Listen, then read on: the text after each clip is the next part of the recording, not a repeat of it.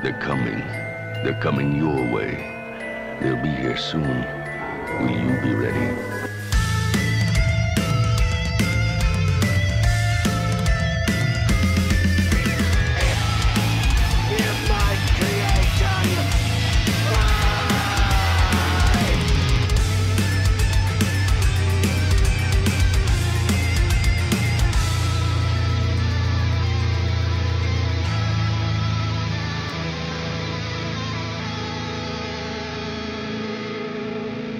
Very true to even now, Adult Swim was and still is that rebellious side of Cartoon Network that CN would probably be afraid to show, but AS would unabashedly flaunt in front of everyone's face. Really, it's wild what Adult Swim has done and continues to do even now. This is probably the part where I would go over the history of Adult Swim and tell you all about their humble beginnings, but the truth is, if I were to do that, this video would be way longer than it really should be. Plus, I think everyone in the cartoon community has already literally talked about it to death, and if you've been a viewer of mine for long, then you know that I hate treading worn ground. Though, it is worth mentioning that, even though Adult Swim is still that rebellious dark side Cartoon Network never acknowledged, AS still does a few things that challenges the norm of television as a whole, not just Cartoon Network. I'd even say, looking back, some of what they've done is so ahead of its time that it's hard to imagine they've gotten so far without getting cancelled.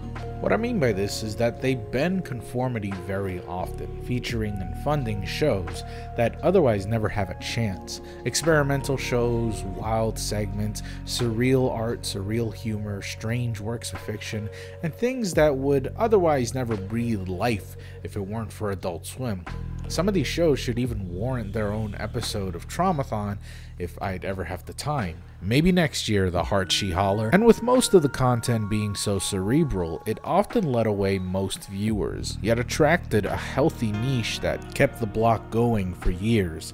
Yet, as I'm sure Adult Swim enjoyed this niche of viewers, one thing was for sure. Kids were watching, and kids really aren't the demographic Adult Swim wanted. After all, that belonged to Cartoon Network, so early on in the heydays of Adult Swim, it really seemed like they tried their best to avoid getting kids to be part of the network.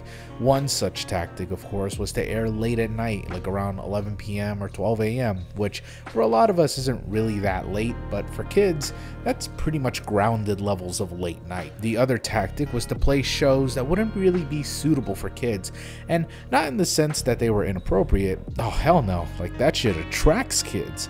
What you really need is a boring ass, slow paced, talk about real life, barely be any poop jokes or crap jokes kind of adult show.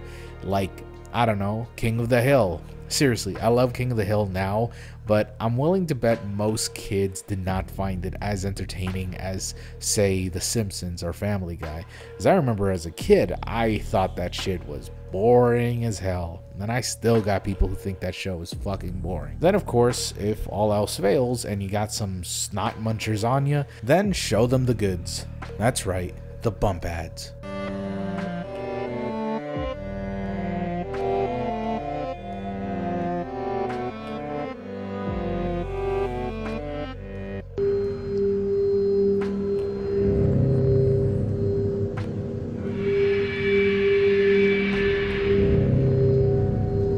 Oh my god, what in the fresh hell is this? Yes, the ever so infamous bump ads. None more infamous than the Dawn is your enemy, a bump ad I saw so frequently that while it disturbed me at first, actually kind of got me into my own schedule and actually made me realize whether or not I was going to be late for school. If I saw it, I wasn't going to be late. If I didn't, I might have been late for school. Yeah, I had to go to school around like 7:30 in the morning, so I had like an hour to get ready around like 6 o'clock or 5:30. It really sucked, I know. But honestly, it's actually kind of strange for me to put this on Traumathon because I actually never thought people saw it as frequently as they did. But yes, it turns out that I wasn't the only kid who woke up really early for school and saw this play first thing in the morning. Well, I mean, actually I would see either a rerun of Inuyasha or Yu Yu Hakusho play before this, then I would see The Dawn is Your Enemy playing. Though I'm not so naive to think that all of you were good studious kids that just got up so early for school. Nah, I'm sure most of you were just falling asleep and then you just sort of woke up with this on the TV, right? I hear that story quite often. Or perhaps you actually stayed up so late that this was what greeted you around maybe 6 in the morning, you crazy nocturnal bastards. Oh, by the way, I'm talking about Eastern Standard Time. I don't know if like in the Pacific West, like you guys had a different time that played. All I know is that in the East Coast, it played around 6 o'clock. So is it different over there? Let me know. Well, no matter how you saw it or when you saw it, it traumatized most of us as kids, and it really is eerie. Yet it's not just that, but other Adult Swim bumps that really scared us. Most Adult Swim bumps back then were just still images that were weird and had strange music or very unsettling music that can really catch you off guard, especially if you were the type of kid to leave your TV on at night. I hear a lot of stories of kids who left their TV on while they slept and suddenly they woke up to some horrible Adult Swim ad. Oh god, it's probably the most common way people have encountered these nightmare fuel pieces of work. Some of these honestly don't make any sense, and they are clearly deliberately trying to scare you. Allegedly, that was the point of some of these ads, to scare away these little kids that would stay around late at night, and these bumps were really designed for them to just scare the kids away.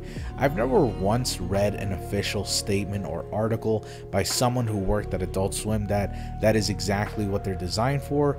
It's like one of those pieces of trivia you hear about so much, but nobody ever seems to have a source for it. It's just sort of assumed that that's why some of these bumps exist. It's really just an urban legend or maybe even a rumor. Still, even if that weren't the case, it still deterred most of us away.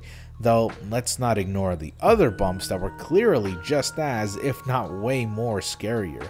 I hear that the Heart She Holler was getting an exclusive bump and guerrilla marketing in order to promote the show that scared everyone. Essentially, it just showed this character from the show bleeding from her mouth as she was laughing. Then, as soon as the screen was covered in blood, the title would show. Apparently this scared a lot of people, but I was probably a bit too old at this point to be scared of it, though I will admit that it is scary and I do remember seeing it a few times. What's scarier was the guerrilla marketing, which Adult Swim loves to do, where the Heart She Holler would jump scare a lot of people while they were just watching normal Adult Swim shows. Out of nowhere, it would just distort the TV and have the same character scream for about a brief second. It's actually kind of brilliant how it worked. I think if it were a full-on screamer, it'd be annoying, but Adult Swim did it fast enough where it scared you, but also made you wonder if it really ever happened, and if you were going crazy. I love it actually, but I'm getting off topic. Maybe someday I'll talk more about the weird shit that has happened on Adult Swim, or what Adult Swim has done in the past that got them in trouble, because trust me, there's a lot more than you think, but for now, I just want to talk about the bumps. As time has passed by, Adult Swim has increased this creepy factor when it came to the bumps, but also the weirdness factor, to the point where it's just kind of comedic at times. I hear the Dawn Is Your Enemy doesn't even play anymore, and that they either updated it or got rid of it altogether.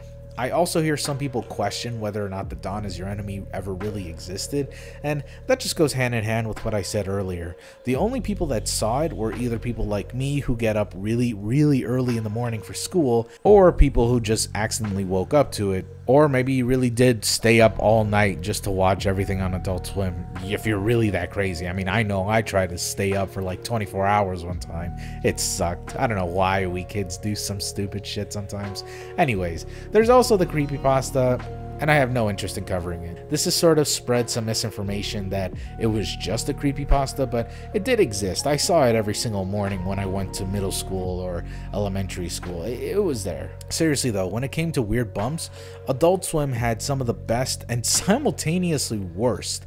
They're still unsettling. I don't care who you are. Some of this shit still strikes a nerve that puts you in flight or flight mode. There's no particular bump that I can think of. I'd say most of them hit the same notes when it came to being unsettling and weird. And of course, there is the unfortunate fact that some of these bumps are lost forever to time. There might be one in particular that really scared you as a kid, but you might have a hard time finding it because it's just gone. And that's just to be expected with live TV, especially Adult Swim, where they change up their bumps and music almost weekly, sometimes daily.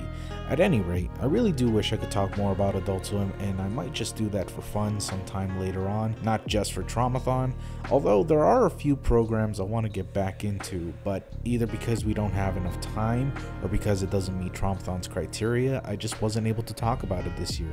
Maybe next year. Maybe next year.